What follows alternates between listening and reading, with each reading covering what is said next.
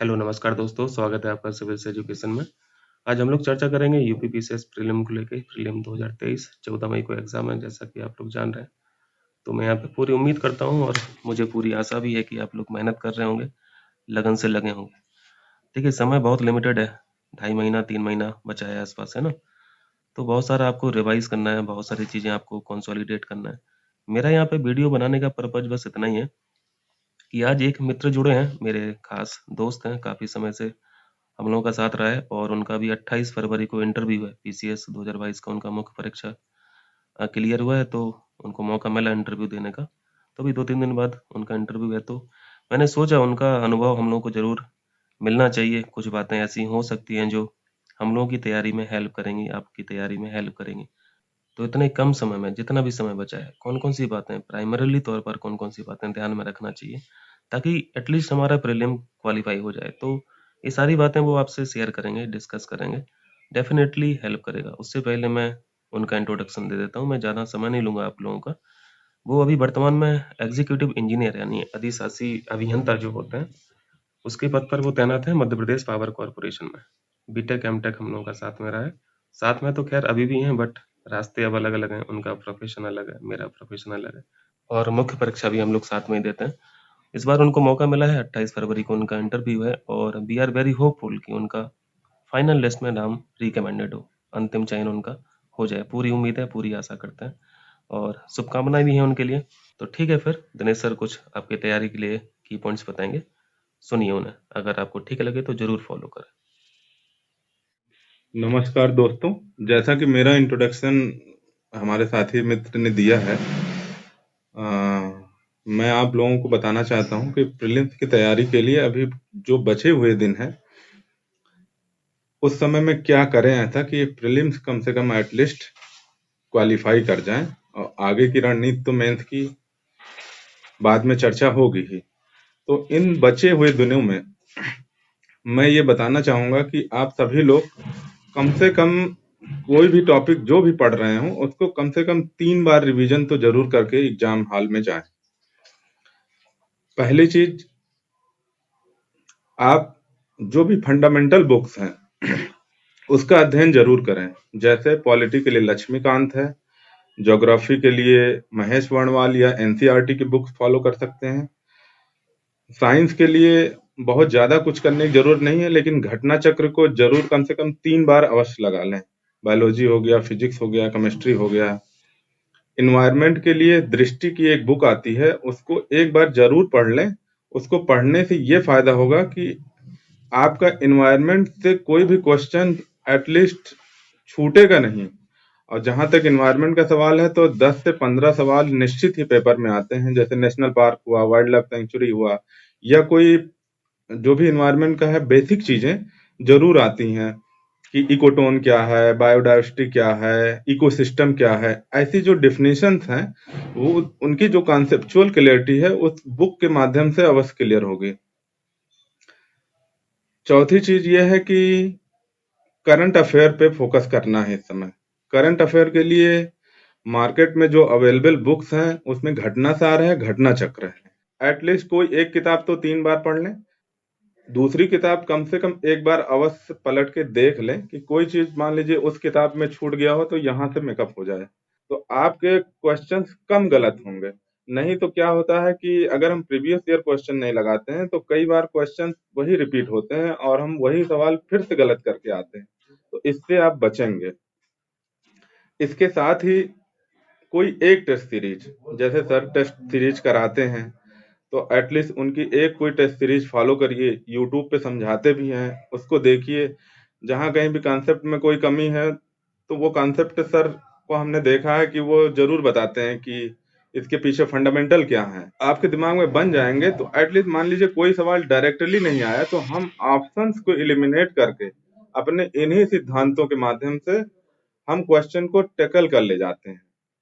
जरूरी नहीं है कि जो पढ़े हैं एज इट इज सारे क्वेश्चन, चाहे टेस्ट सीरीज हो या घटना चक्र के, एज इट इज हम पेपर में मिल जाए। लेकिन यदि हमारे दिमाग में कंसेप्ट है तो हम एलिमिनेशन के माध्यम से उन क्वेश्चंस को जरूर टैकल कर लेते हैं। आगे जब एग्जाम में कुछ दिन बचा रहेगा तो हम इस संबंध में जरूर चर्चा करेंगे कि आखिर कैसे हम एलिमिनेशन के माध्यम से कोई सवाल जैसे नहीं आता है या हम उसमें 50-50 कर सकते हैं, तो उसको कैसे टैकल करके एकदम सही हम ऑप्शंस को करेक्ट कर सके। इसके लिए एक अलग से एक वीडियो बनाकर इस पे हम लोग चर्चा करेंगे आपके माध्यम से, सर के माध्यम से एक लाइव भी किया जाएगा, जिससे ये बताया जाएगा कि आखिर जैसे इसमें इस सवाल में हमें नहीं आता है, कुछ भी नहीं पता है, थोड़ा बहुत बैकग्राउंड पता है, तो कैसे हम सही आंसर तक कैसे पहुंच सकते हैं। साथ ही मैं करंट अफेयर के लिए ये चीज बताना चाहूंगा कि पुराने ईयर के पेपर में एनालिसिस ये जरूर कर लें कि आखिर कौन से सेक्शन से वो करंट अफेयर को उठाते हैं। जैसे नीति आयोग के सूचकांक, यूपी पीसीएस का फेवरेट क्वेश्चन है। नीति आयोग के कई सूचकांक निकाले जाते हैं जिनमें वो एक या दो सूचकांक से जरूर प्रश्न पूछते हैं। तो जब भी हम करंट अफेयर पढ़ें तो इन चीजों का जरूर ध्यान दें कि नीति आयोग का कोई सूचकांक है तो उसको स्टार मार्क कर लें। जैसे हम घटना चक्र या घटनासार पढ़ते हैं तो हम प्रीवियस ईयर क्वेश्चन के माध्यम से ये समझ लेते हैं कि ये 5 स्टार का क्वेश्चन है कि 4 स्टार का, 3 स्टार का। तो अपने बुक में ये 5 स्टार मार्क कर लिया, जैसे बहुत इंपॉर्टेंट है, इससे रिलेटेड हर साल लगभग सवाल पूछा जाता है, तो 5 स्टार कर लिए। जैसे मान लिए कि जैसे महिलाओं से रिलेटेड सवाल अक्सर करके पूछता है, जब कोई पहली महिला न्यूज में होती है तो वो सवाल अक्सर करके आयोग पूछता है, तो उसको भी हम 5 स्टार मार्क्स कर लेंगे। घटनासार जैसे कि सर भी कवर कराएंगे, तो सर जितना इम्पोर्टेंट टॉपिक है वो जरूर कवर कराते हैं, तो उनसे ये समझ लीजिए अगर सर करा रहे हैं तो जितना करा रहे हैं उससे 50% से ज्यादा क्वेश्चन आयोग द्वारा पूछे ही जाते हैं। आप एक बार इस बार जब पढ़ेंगे, खुद ही चेक करेंगे और एग्जाम में जाएंगे तो खुद ही देखेंगे कि हाँ 100% तो कोई करंट अफेयर नहीं बता सकता कि यहाँ से आएगा। करंट अफेयर बहुत ज्यादा वास्ट है, बहुत ज्यादा डाटा है, बहुत ज्यादा प्लेसेज इन न्यूज है, पर्सन इन न्यूज है, संविधान में संशोधन है, प्लस गवर्नमेंट की स्कीम इतनी सारी है कि हर कोई ये नहीं बता सकता कि यही आएगा, लेकिन हाँ गेस एक कर सकते हैं कि इनमें कहीं ना कहीं आ सकता है। एक बात और जाननी आप लोगों को जरूरी है कि जो भी गवर्नमेंट की बहुत ही मेगा इवेंट है या कोई बहुत बड़ी योजना है जो कि पूरे भारत के स्तर पर चलाई जा रही है, उसके बारे में डिटेल थोड़ा सा जानकारी रखें, क्योंकि कई बार होता है कि आयोग 1-2 सेंटेंस में, जैसे 2 वाक्यों में वो क्वेश्चन देता है कि 1 ओनली सही या 2 ओनली सही या बोथ करेक्ट, बोथ इनकरेक्ट। ऐसे सवालों में क्या करना है, ऐसे क्वेश्चनों के लिए इम्पोर्टेंट जो भी स्कीम है बहुत ही मेगा स्तर पर अगर वो है भारत में संचालित है तो उसके बारे में डिटेल जानना आवश्यक है। केवल ये फैक्ट नहीं जानना जरूरी है कि 2016 में स्कीम लॉन्च हुई या 2015 में स्कीम लॉन्च हुई, ये कहाँ लॉन्च हुई, किसके लिए लॉन्च हुई, इसमें लाभार्थी कौन है। इन सारे बिंदुओं को अच्छे से समझ के कम से कम 3 से 4 पॉइंट उस योजना से संबंधित हम जरूर याद रखें। इससे क्या होता है कि एलिमिनेट करने में आसानी होती है कि नहीं, इसके लिए सरकार का इतना बड़ा फंड है, इसके लिए सरकार ने इन लाभार्थियों को टारगेट किया है।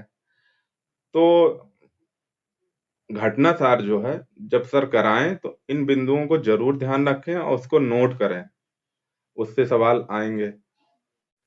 कुल मिला के सार यह है कि इन बचे हुए दिनों में आपको करना, ये सबसे ज्यादा जो महत्वपूर्ण है, करना जरूरी है, इसको करना ही करना है। भले ही हम कोई किताब हमसे छूट जाए या कोई टॉपिक छूट जाए तो कोई बात नहीं, लेकिन इन बचे हुए दिनों में प्रीवियस ईयर क्वेश्चंस, दूसरा घटनासार या घटना चक्र में से कोई एक किताब कम से कम 3 बार रिवीजन, 3 बार तो उसको पढ़ना ही पढ़ना है, उसमें जो भी इम्पोर्टेंट है उसको नोट डाउन करना है या स्टार मार्क के माध्यम से अपने इम्पोर्टेंट को क्लियरफाई करना है कि एग्जाम में जाने वाले दिन जो हमारे पास जैसे सुबह मॉर्निंग में जा रहे हैं तो एटलीस्ट वो स्टार जो हमने लगाए हैं बहुत इंपॉर्टेंट है, उसको एक नजर से देखते हुए जाएं।